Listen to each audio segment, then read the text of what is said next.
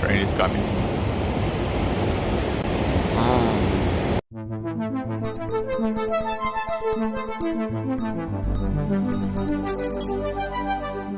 Hello everyone, welcome to Nihongadas, and welcome to another video of Nihongadas off track. Before we start, let me apologize because this is so far the video with the hardest setting ever. I want to talk today about a place that is behind this station at the other side that I will mention after this. But the thing is, it's so noisy, so full of taxis, buses, the station, the trains going behind me. It is impossible.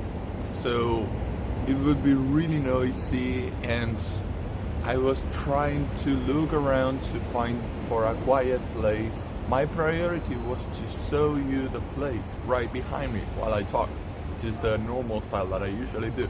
But it is not possible. That setting, it is definitely not possible. So I just found this place that is a little bit quiet and it has some nice views, but we cannot see the place. We are going to talk about two statues. The two statues are around here, but at the other side of the station, so we cannot see them from here. Don't worry, I will show you videos and everything, so it's okay.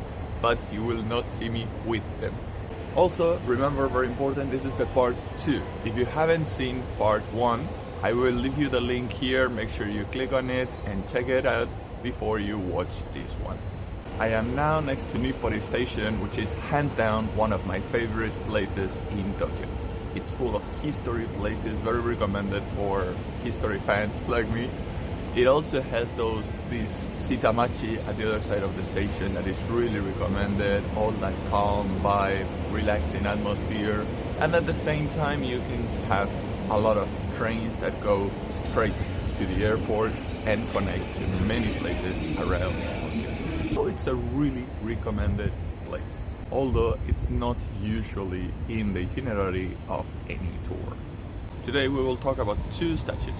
One of them on top of an altar, as you could guess. Yes, that's OTA DOKAN again. And also next to him there is a statue of a young girl near an information sign. But who is that girl? Why is she next to OTA DOKAN? And why is OTA DOKAN here as well in Nippori station? Stay with me during this video and I will try to answer these questions and any others. As usual, before we start, remember, if you like the video, make sure you leave some like, subscribe, share, etc. All you can do will be really helpful. So everyone, if you're ready, let's start.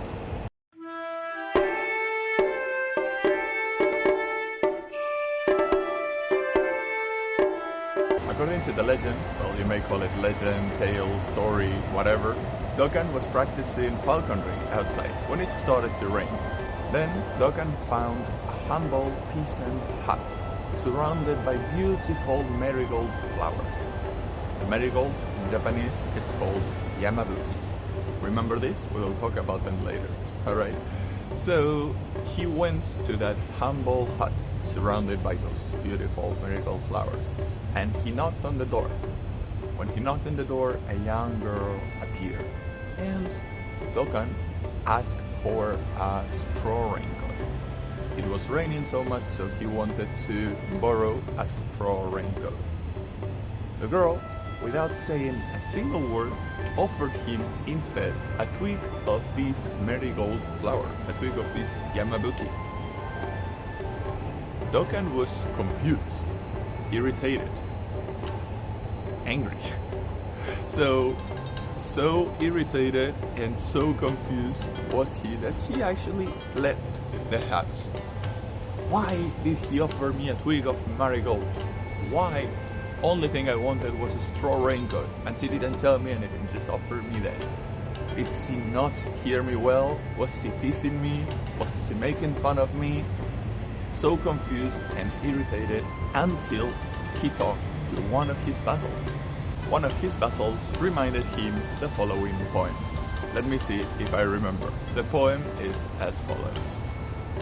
Nanae yae hana wa sakedomo yamabuki no mi no hitotsu da ni nakiso kanasuki. In English, that would be something like its flowers bloom 7 and 8-fold. But pity the poor yamabuki, for it bears no single fruit. This actually was a well-known poem at that time, compiled during the 11th century. But if you remember, OTA DOKAN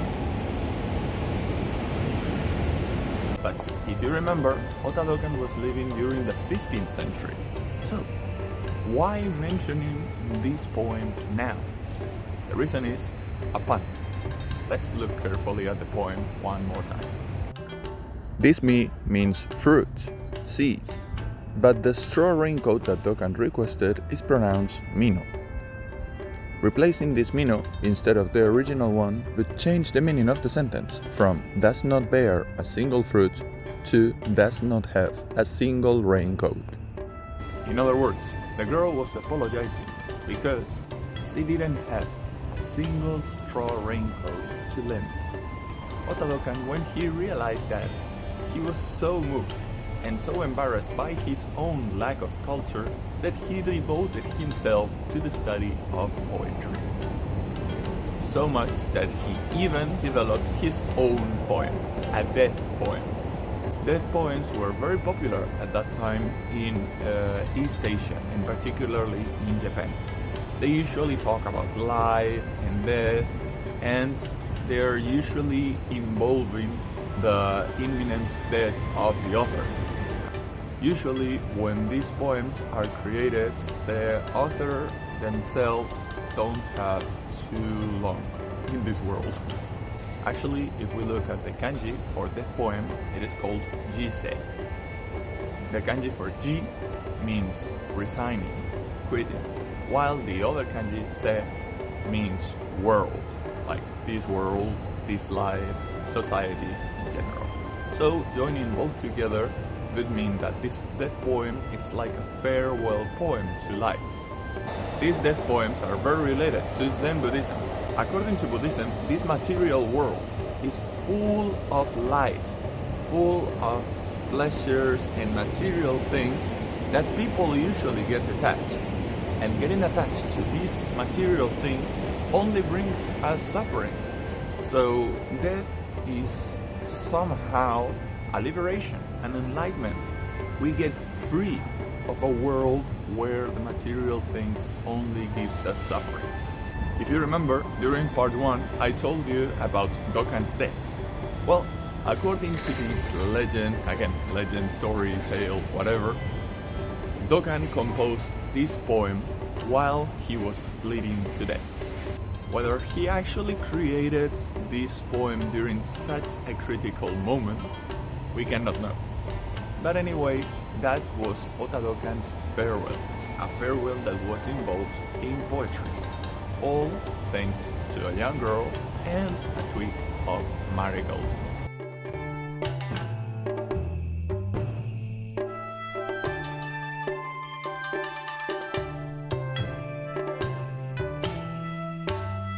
Well, that's all for today.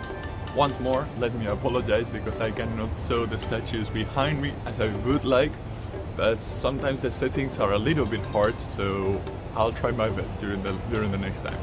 I really hope you liked it, and remember, this was part 2, and I still have more content about OTA DOKAN, so I could say there will be a part 3. I still have more things to share about OTA DOKAN in Tokyo. Okay, and also there are much more things I want to share in general about the history of Tokyo and particular places during these Nihongada's off-track videos. So if you like this kind of content, make sure you like, share, and also remember when you subscribe, hit the bell so you can get updates about the latest notifications. I know I don't upload videos too often, but at least whenever that happens, you can get updated about that. Everyone, thank you so much for staying until the end, and see you next time. Bye bye.